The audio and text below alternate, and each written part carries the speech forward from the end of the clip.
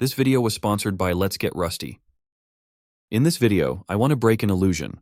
We're going to look at what actually happens when interpreted code runs, why interpreters are just normal compiled programs, and how that makes multi-language projects not only possible, but inevitable. The first time I encountered a project where a compiled language was mixed with an interpreted one to build a single program, I had one question. How does that even work? Today, we are going to answer that question. Hi friends, my name is George, and this is CodeCrafters. Let's start with a quick recap. We often think of a compiler as a program that takes source code and turns it into instructions the computer can understand, producing an executable file. But compilers are actually designed in a much more modular way. Instead of being one big black box, the work is split across several stages. For example, the GNU compiler collection has 4 stages when compiling C code. The preprocessor, which removes comments, resolves include directives and expands macros.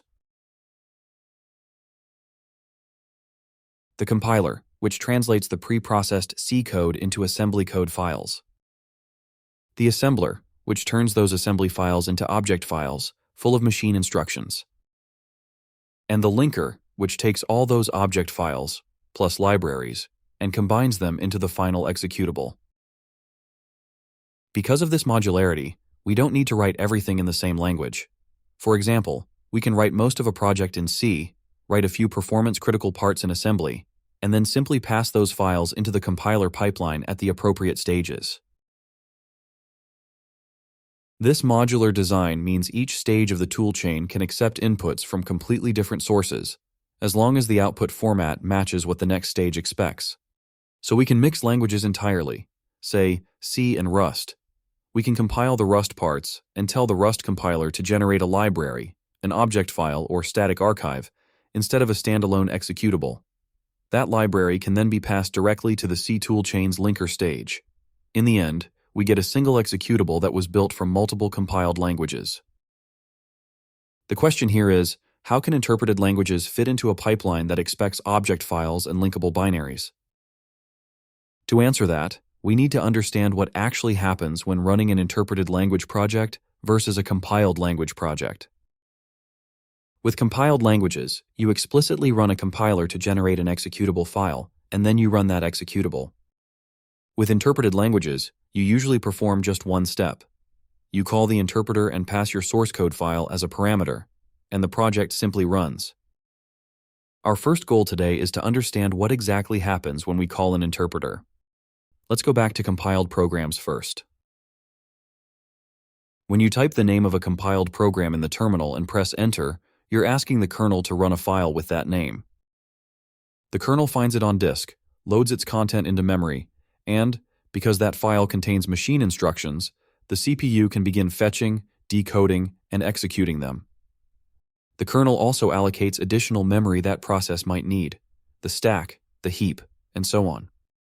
At that point, our compiled program has become a process.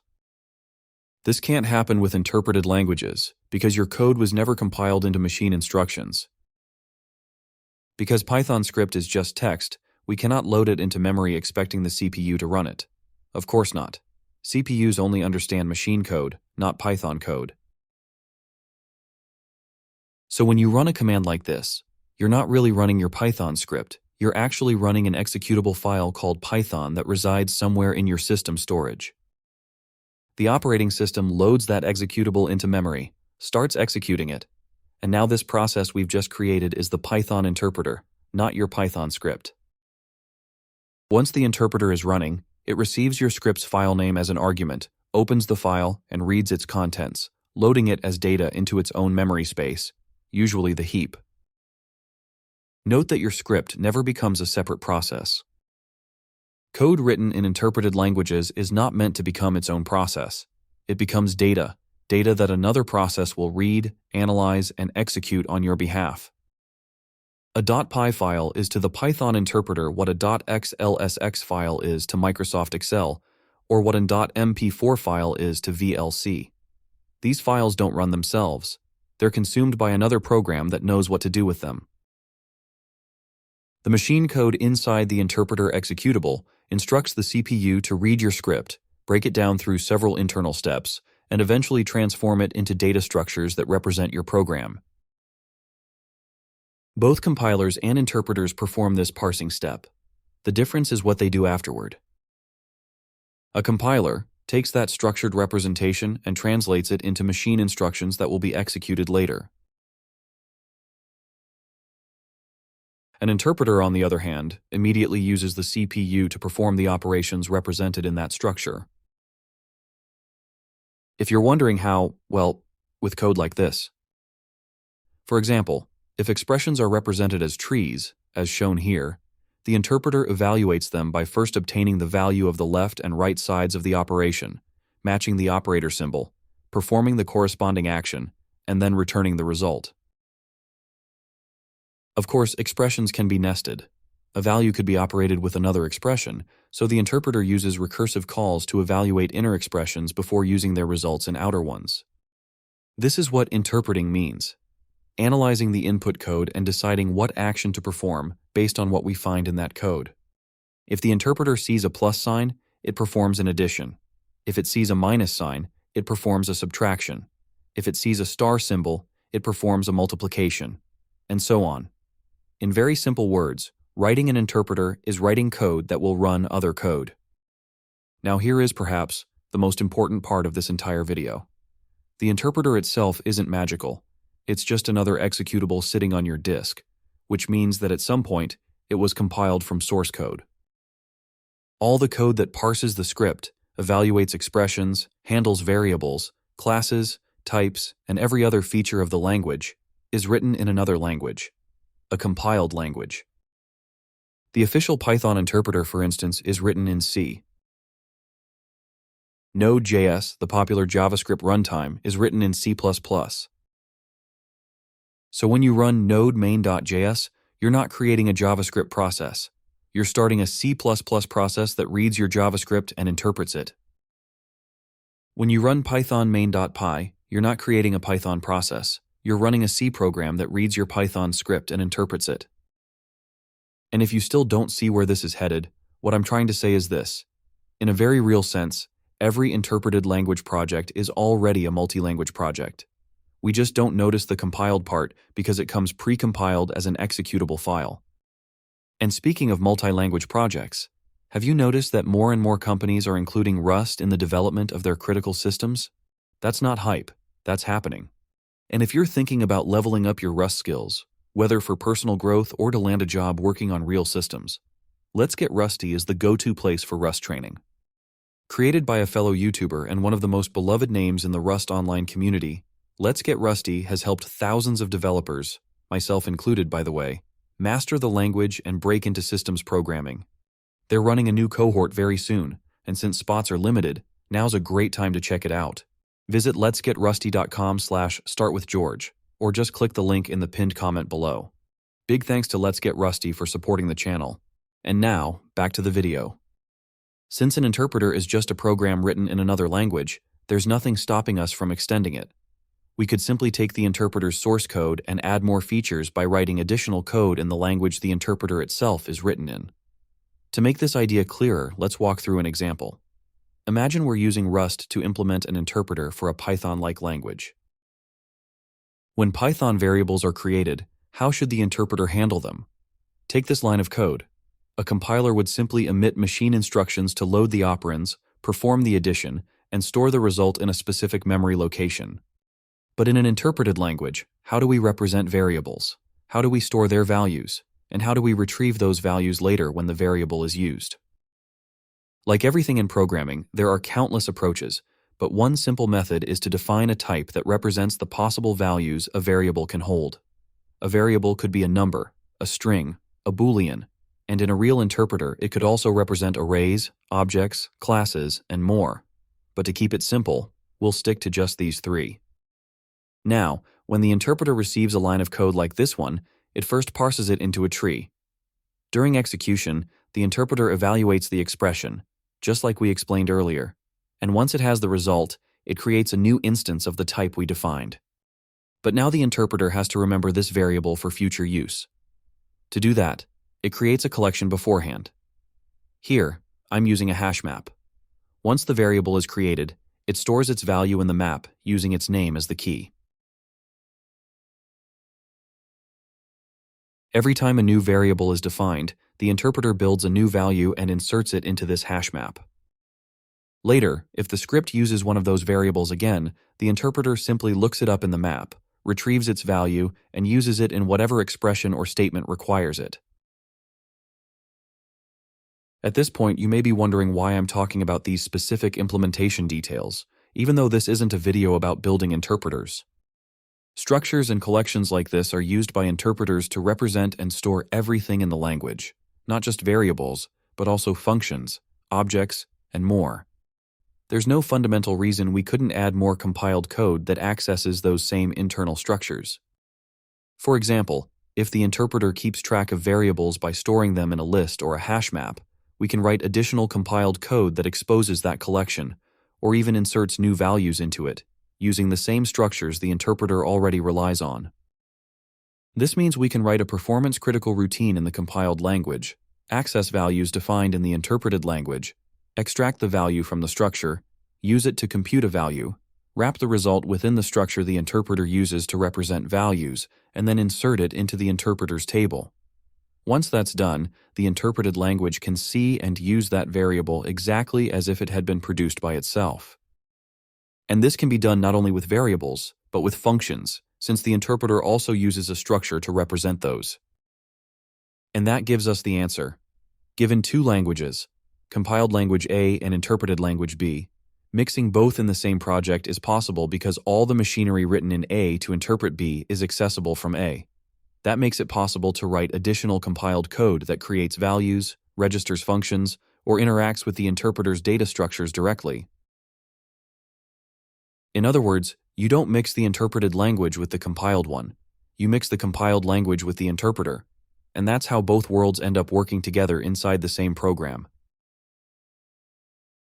That being said, let me show you a real example. Here, I have the source code of a small interpreter for a tiny programming language I designed just for this video. It's nothing too complex. You can declare variables, evaluate expressions, write conditions, create simple loops, and it even has a sleep keyword that pauses execution before moving on to the next line. Very basic, but more than enough for our purposes. I'm going to embed this interpreter into a larger project, so instead of running it as a standalone program, I'm going to use it like a library that my compiled code can call into. My main program is simple. If I compile and run it, all it does is open a window of a fixed size, set the background color, here it's blue, and draw a rectangle at a specific position. This happens every frame. Now here's my problem. If I want to change the background color or the rectangle's position, I have to edit the source code, recompile the entire program, and then run it again just to see the changes. So here's the challenge. I want these parameters to be defined in my interpreted language instead of my compiled one. If I treat the interpreter's source code as a library, I should be able to read the values of variables declared in the interpreted script, meaning I won't have to recompile the project every time I want to change something. To do this, I just need to look at how the interpreter stores variables. And the good news, it remembers them in a hash map, using the variable's name as the key, exactly like the example I showed earlier. Since the interpreter is implemented in the same language as the rest of my program, there's no reason I can't access that hash map from my main code. So I'm going to add a bit of extra functionality that lets my interpreter expose the internal data it uses while interpreting code. In my main function, I'll spawn the interpreter and tell it to load my script file. Then I let the interpreter run the script on a separate thread so it won't block my main thread, which is busy drawing the window. The rest is actually simple. Instead of hard-coding the background color, I'll read the values of R, G, and B from the interpreter's variable table. Instead of hard-coding the position of the rectangle, I'll read the interpreter's variables X and Y. And I'll go one step further. In the section of code that handles window resizing, I'll update two variables in the interpreter's hash map, width and height.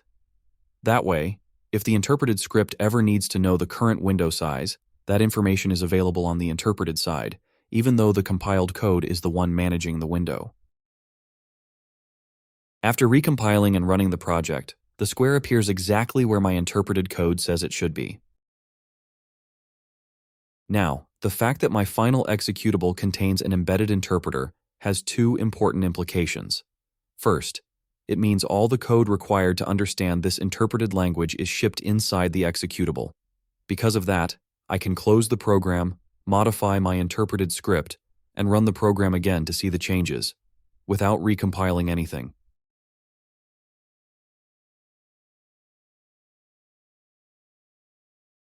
This might not sound especially impressive at first. A lot of you might be thinking, why not just put the parameters in a JSON file, read the file, and get the same result? Well, that brings us to the second implication. Because the content of the file I'm using as a config file is actually a programming language, I'm not limited to just declaring variables. I can write actual code that updates those variables dynamically over time. That means I can go wild and write something like this. So when I run the program, again, with no recompilation, I get this.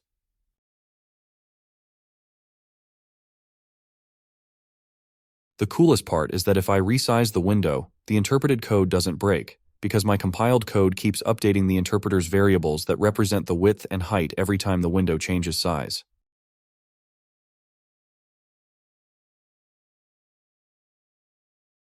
Here's another example I made just by changing the interpreted script. Now the background color shifts depending on the position of the rectangle relative to the center of the window. And there we have it, a multi-language project. The compiled part handles the heavy lifting, like rendering the window, and the interpreted part controls what happens inside that window. If this example lit up a light bulb in your head, it's because this is the core idea behind some real software like game engines. Think about Godot. The performance-critical parts, graphics rendering, physics, audio, are written in C++, a compiled language. But embedded inside the engine is an interpreter, so game developers can write code in this cool interpreted language called Godot script to control things like the player's position, how strong gravity is, enemy behavior, and basically all game logic, all without ever needing to recompile the engine. If you've ever used NeoVim, you might wonder how it lets you configure everything with Lua scripts. That works because NeoVim embeds a Lua interpreter internally. So writing a Lua config file or plugin is like giving instructions to the embedded interpreter, which can change how the editor looks and behaves. That's why NeoVim can look like a completely different program depending on your configuration. While calling interpreted code from a compiled language involves embedding the interpreter, doing the opposite, calling compiled code from an interpreted language, is not achieved by embedding a compiler. A compiler translates code, it does not run it, so embedding one makes no sense in this context. Instead, calling compiled code from an interpreted project is usually done through a technique known as a foreign function interface. This simply means you declare functions in the compiled language, and the interpreted language is able to call them as if they were native. At this point, you already know the conceptual mechanism behind this, because I've implicitly explained it throughout the video. But here's the explicit version for those of you who enjoy sticking around until the end. Just like interpreters represent variables using dedicated structures, functions are also represented by their own structure. Every function is parsed into a structure like this, and then added to a collection. And once again, there's no reason we couldn't manually create one of those function structures from the compiled language and insert it directly into the interpreter's function list. Once it's in the list, the interpreted script can call that function, even though it was actually implemented in the compiled language. Notice something important. The function structure contains a field that stores a callable, something that receives a list of value structures and returns a new value structure. Why? Because that's exactly what calling a function in the scripting language means. You give it arguments, and it returns a value. Normally, this stored callable points to the interpreter's code that evaluates the function body. But if we're manually creating the function structure from outside the interpreter, we can assign that field to our own compiled function. As long as our compiled function receives a list of the interpreter's value structures and returns a value structure in the interpreter's format, the interpreter won't complain at all.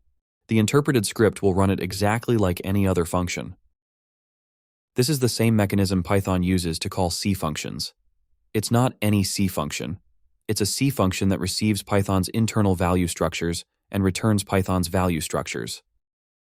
Finally, Notice that everything I've described in this video involves adding extra code to the interpreter to expose its internals and allow it to interact with external compiled code. But this creates a problem. If the interpreter comes pre-compiled, we can't modify it. We'd need the source code, patch in the extra functionality, and recompile the whole thing. Fortunately, designers of modern interpreters know this. They deliberately expose parts of the interpreter's internal machinery through a public API, allowing external code to integrate without modifying the interpreter itself. All that is required is for our code to conform to the constraints imposed by that API. That means the interpreter you download already contains everything needed to interface with compiled code. So when we want Python to interact with C, we don't recompile Python. We only compile our C code as a dynamic library. When we run a Python script, the interpreter loads into memory and becomes a process, just like we discussed earlier. And when the script calls a C function, the interpreter simply asks the operating system to load the dynamic library, and now it has access to those compiled functions. And that's the simplified explanation of how Python is able to run C code. This approach is widely used in real-world applications, especially in data science and machine learning, where Python relies on high-performance native code to overcome the inherent limitations of being an interpreted language. Before wrapping up, I want to mention that there are two other ways to mix interpreted and compiled languages. One way is by using a transpiler.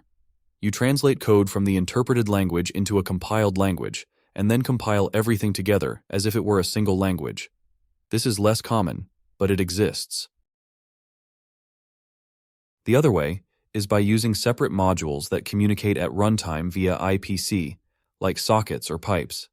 This isn't really mixing the languages, they're just separate programs talking to each other, but technically it works. Finally, just a quick reminder that CodeCrafters has a challenge where you build an interpreter. This month they're giving away AirPods Pro 3 to one person who completes a challenge. So if this video sparked your curiosity about how interpreters work, now's a great time to jump in. If you enjoyed this video or learned something new, please hit the like button. It's free and that helps me a lot. See you in the next one.